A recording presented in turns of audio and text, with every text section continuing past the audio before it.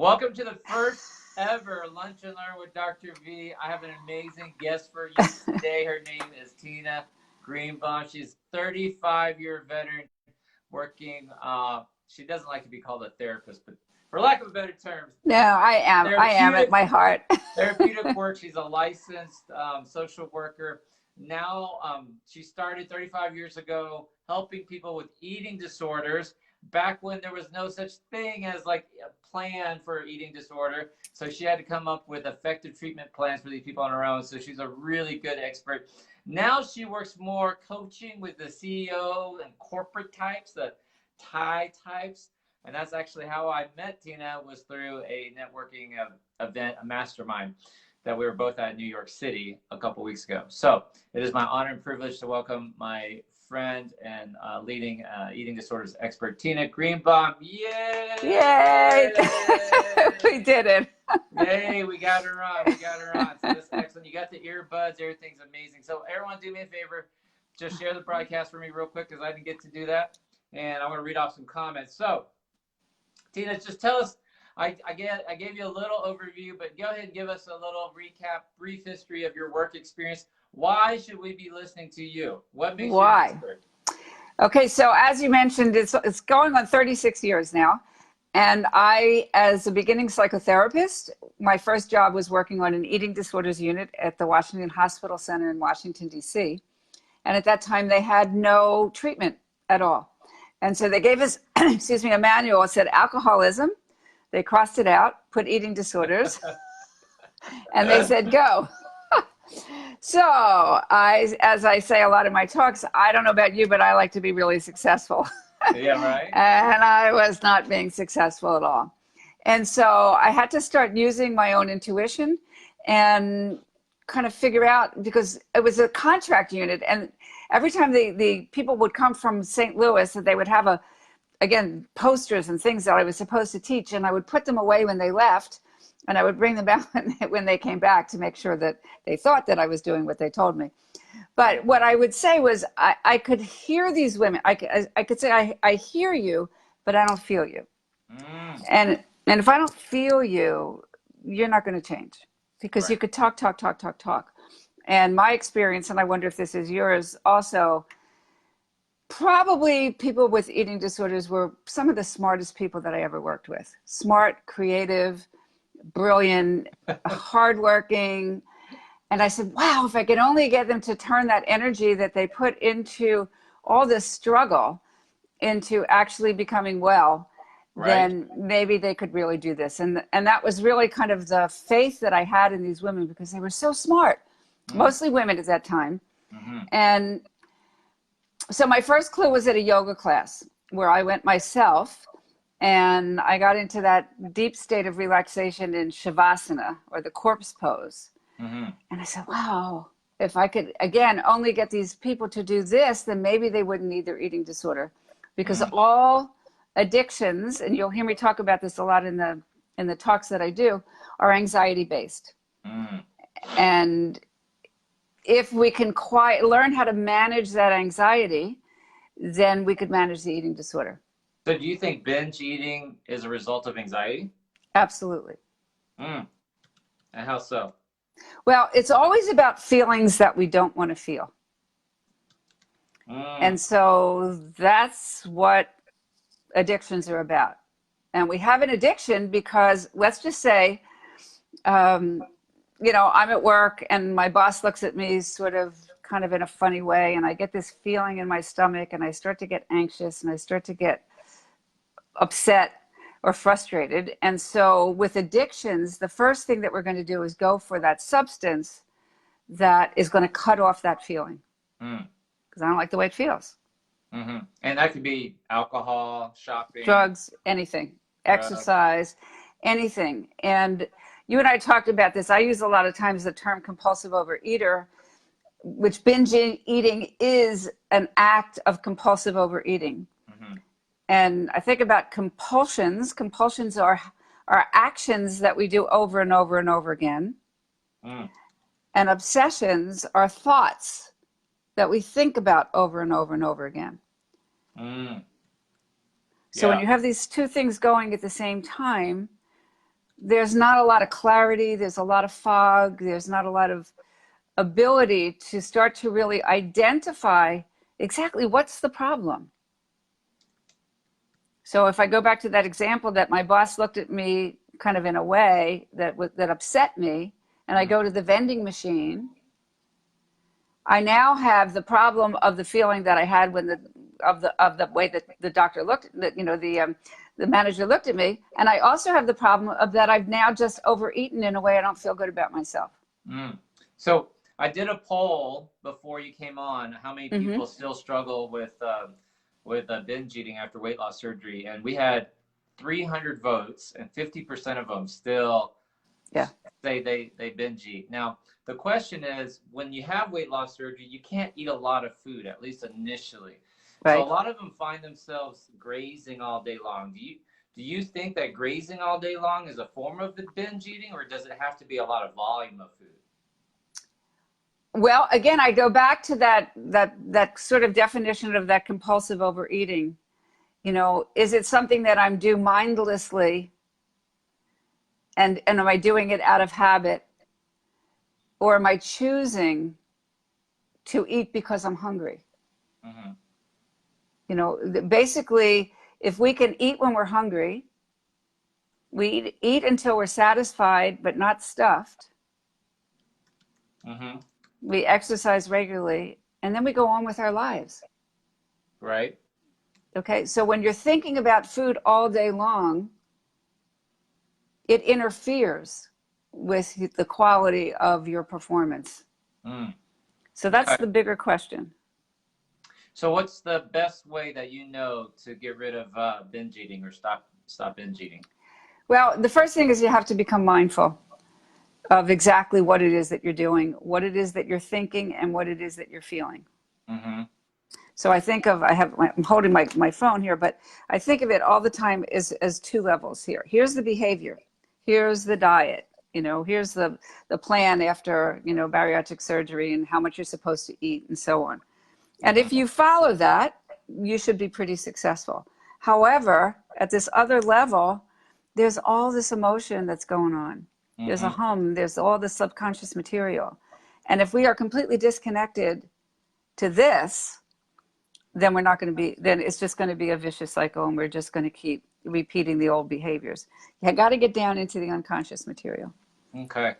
I know that's more than we're going to be able to cover in like a one 15-minute broadcast. Yes. But I'm wanting to make these a regular broadcast, and I'd love to have you back on. Would you be interested in coming back on? Absolutely. So much fun for me. Absolutely.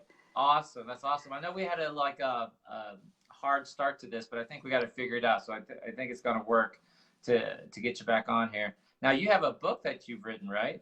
Tell us I do. It's called Mastery Under Pressure. I don't have it right in front of me, otherwise I'd hold it up. But it's called Mastery Under Pressure. And the truth is that everything that's in that book, I learned from my eating disordered clients. Wow. They were my best teachers. So you said now I'm doing it with, CEOs. I've worked with athletes, performers, Broadway people, lawyers. But everything came from, how am I going to help somebody experience themselves differently? And getting under the unconscious mind. That has been my whole question my entire career. Every course that I've taken, everything is about, how am I going to help you? Because the body gets triggered before the mind gets triggered. And so if we're only working up here, we're not dealing with this whole universe, this awesome universe that you have of information. Yeah. We talk a lot about that, or I talk a lot about hormonal signaling, things like that start in your gut, that create cravings, back and forth feedback mechanisms. So that's really amazing. So you've worked with Olympic athletes, high level performers, lawyers, we don't care about them, but Broadway stars. So what an honor and privilege for you to be on Facebook Live with us right now. It's really amazing. Thank you. How do they get a hold of your book, Mastery Under Pressure? So it's on Amazon. Okay, cool. And there's two. The second edition is now out. It's a little bit clearer. It's a better thing. So go for the second one. It's red and white on the cover. And I would love if anybody reads it and finds it helpful. If you want to make a review, that will then only help other people. Yes. Because as you know, Duc and I are on this campaign to help the world. That's right. And as every single person heals, and learns the kinds of tools that I'm teaching and you're teaching, because what you're doing is you're talking about the science, Mm-hmm. and I'm talking about the neuroscience also, and then how to incorporate that into everyday living. That's awesome. Well, one thing. Let's end this broadcast with you. One thing that a viewer watching right now can start doing right now to stop their binge eating or to get it under control. So the operative question is always about what's in my control, what's out of my control. Mm. And if you really ask yourself, because you and I talked about this, when you're in a binge, it's almost too late. Mm-hmm. Because your chemistry changes, food, a lot of sweet food is like alcohol. Your brain changes. You don't have that same clarity that you do before you start the binge. And so the way that I always look at it is helping people, all right, let's look at what happens before you actually choose at some level to binge. Mm. I bet you people don't like to hear you say that. I know. You choose to binge. I know, and it really, but it's very powerful because that's the only way that you're going to be able to stop. I love that, man. That's a good place to end it. And I'd like to bring maybe start back there again when we talk next time. So I'd like to invite you to do this with me weekly. What do you guys? What do you think, Tina? My pleasure. Really? Absolutely. This is the thing that's the most fun for me ever. You've got a lot of people watching, and a lot of people will watch this on the replay and when I upload it to YouTube and everything. So I think it's a great platform for us to help a lot of people. That'd be great. Okay, one question. Kay wants to know, how can I stop sweet cravings? Sweet cravings, again, it's not only a mental, like a psychological condition. And again, you could talk to that, Duc, in terms of it's a physical thing. So it's really kind of working on not starting. Because once you start, it's like that first drink. Yeah. You don't have that. Not drinking. Sugar and alcohol are cousins, first cousins. Exactly. And so when you start and you know that you have a sugar addiction, you have to be very mindful of that and be really, really, really careful on the choice that you make. Because if you choose to start, then you're choosing to put yourself in a vulnerable position. So never get started. It's particularly in the beginning. Yeah. It's not like a never, but until you actually have a lot more control over your mind, I would recommend initially stay away. So what you said ultimately, binge eating, addictions, it's a control issue? It's a control issue in the sense that it makes us feel out of control. Yeah. And the whole thing that I think, a lot of times thinking about control means controlling other people, controlling situations, planning to the nth degree. And then when things don't go well, we get disappointed. And so it's really control of my life means I get to choose. I get to choose. That is the empowering piece. And if I feel like my life is out of control right now with food and binge eating and sugar addictions, we're going to talk about how can I regain that sense of control, of being a choice. I choose. That's awesome. So I want to end it right there. Tina, how can they follow you? Where are you on Facebook most of the time, or? I'm on Facebook. I've got a YouTube station thing. I've also got a wonderful quiz. And everything, again, that I'm teaching here, I teach everywhere. Cool. So the quiz is called Mastery Under Pressure, and you can find it at masteryunderpressure.net. Masteryunderpressure.net. And it talks about the mental skills that go into high performance. Nice. So just as a little preview, I teach focus, relaxation, dealing with negative self-talk, how to visualize, and dealing with fear. Well, that's absolutely amazing. It's been an honor and privilege to have you on here. Thank you so much, Tina, and I'll see you My next pleasure. week.